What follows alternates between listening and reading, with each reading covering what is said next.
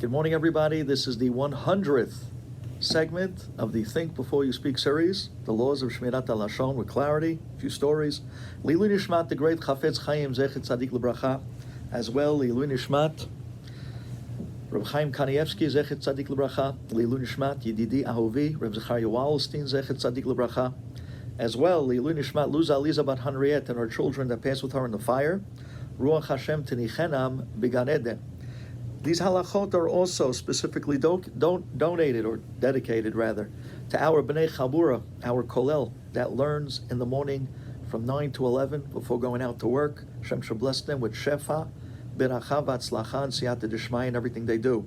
These halachot are also specifically dedicated for the Shmira Ma'alya and the great Yeshua, Hatzala, and Siyata D'Shmaya, V'chaim Davido ben Chayesara, to be able to continue to be Marbitz Torah Barabim and Klal Yisrael with great Hatzlacha.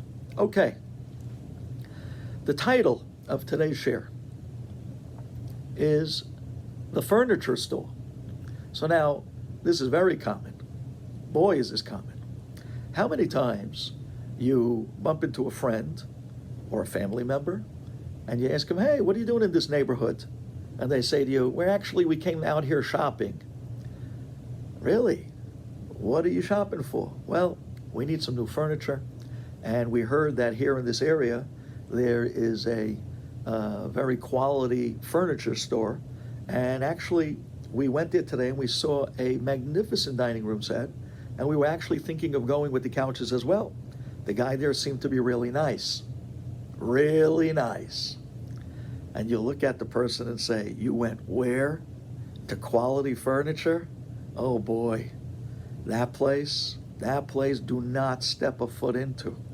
I know of many stories of the dishonesty and how they took people for a ride and ripped them off terribly. And when it came time to stand behind their product, it turned out to be very faulty, no good goods. Don't go there. Listen to me. If you want a really good furniture store, honest people, stand behind their word. Go to Fine Furniture. Fine Furniture are fine people. It's the Fine family. And they really deliver. And they really stand behind their product. And if anything goes wrong with the furniture, you have someone to talk to. You could actually call and they'll pick up the phone for you, unlike that other place that you went to. So now, are you allowed to halachically say, stay far away from that store after they already went there? Might have even put down a deposit. Might have even made an order. Are you allowed to tell them, hey, stay far away from that store. Let me tell you where to go. The halacha is that if you know for certain, not through other people, not through stam stories, but you know actual real examples that this store was not trustworthy, ended up ripping off people, whether it be that they were dishonest, whether it be that their product was not quality as promised, whether it be that they didn't stand behind their word, whatever that you see dishonest about the store, and you meet the regular conditions of the laws of To'elet when it comes to, you don't exaggerate, you're not doing it out of revenge, you're saying exactly the way it was, you're not, this is the only way to do it, there's not another way to send over this message, then yes, you're allowed to tell the person, do not go to Quality Furniture, go to Fine Furniture. That's the place that you'll be much happier with the product and the service. However, if this person is a good friend of yours or a relative, and you'd be able to avoid the whole negative rhetoric by simply saying that instead of putting down the place they went to, Quality Furniture, you say, wait, you're in the market for furniture? Listen to me. Forget about everybody else. The best in furniture in this town is Fine Furniture.